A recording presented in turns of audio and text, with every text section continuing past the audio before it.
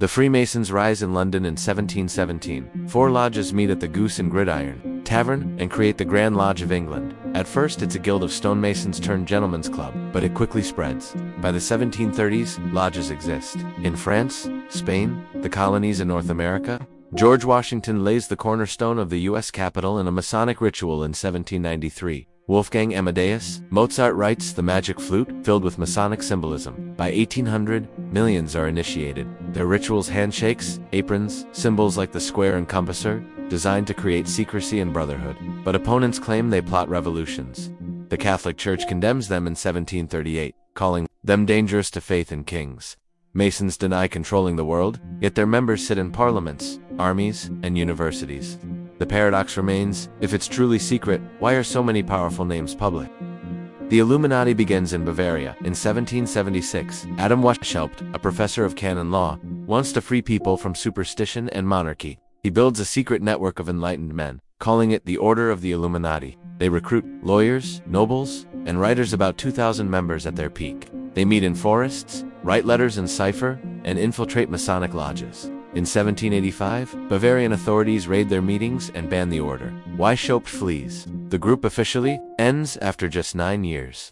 But then rumors begin. Pamphlets claim the Illuminati engineered the French Revolution in 1789. In the 20th century, they're accused of controlling Wall Street, the UN, even the Beatles. By the 21st century, rappers flash the all-seeing eye in music videos. The strangest twist, a failed Bavarian student club became the world's most famous symbol of hidden power.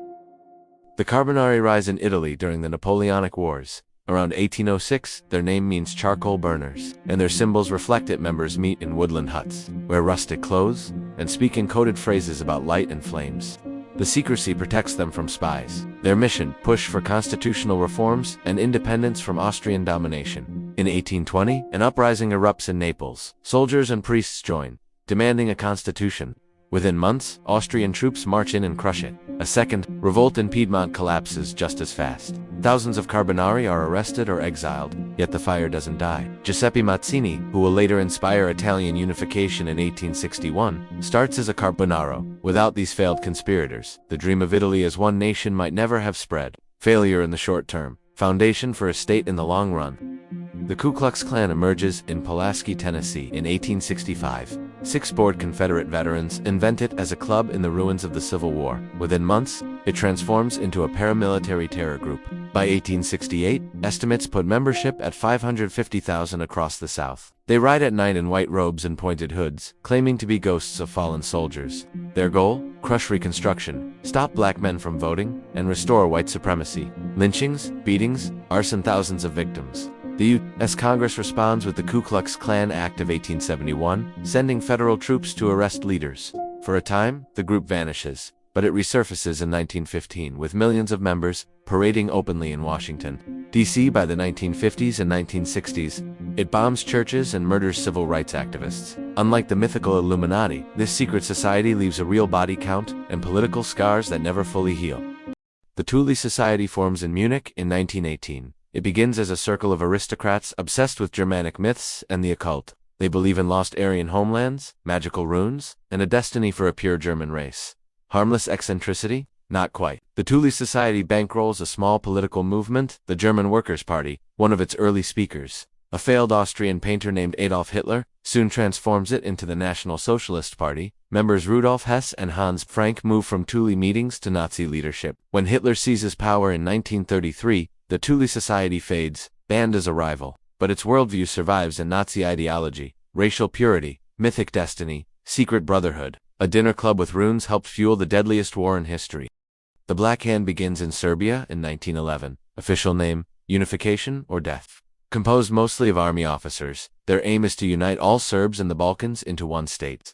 They operate in small cells, trained in sabotage and assassination. The most infamous mission comes in June 1914. A 19-year-old recruit, Gavarello Princip, shoots Archduke Franz Ferdinand in Siliovo. 2 shots kill the heir to the Austro-Hungarian throne and his wife. Within weeks, Europe erupts into World War II. 20 million dead. The Serbian government, fearing exposure, executes the group's leader, Dragutin Dimitrijevic, in 1917. Few conspiracies can claim responsibility for starting a global conflict. The Black Hand pulled the trigger that changed the 20th century.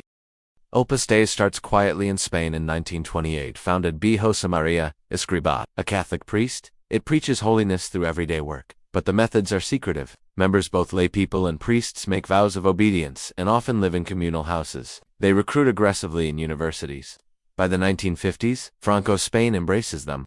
Ministers in his authoritarian government belong to Opus Dei, giving the group political weight. In 1982, Pope John Paul II makes it a personal it answers directly to the Pope, bypassing bishops. Critics call it a cult, pointing to strict rules and secrecy.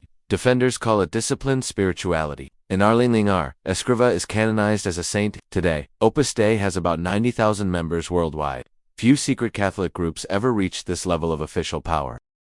The Skull and Bones Society begins at Yale University in 1832. Its building is nicknamed the Tomb. Inside, 15 elite students each year undergo strange rituals, lying in coffins, recounting sexual histories, pledging lifelong loyalty. The secrecy is the point, but their alumni list is no secret. President William Howard Taft, both Bush presidents, Secretary of State John Kerry, dozens of senators, CIA directors, Supreme Court justices. In 2004, both major U.S. presidential candidates, Bush and Kerry, were bonesmen. Coincidence or influence?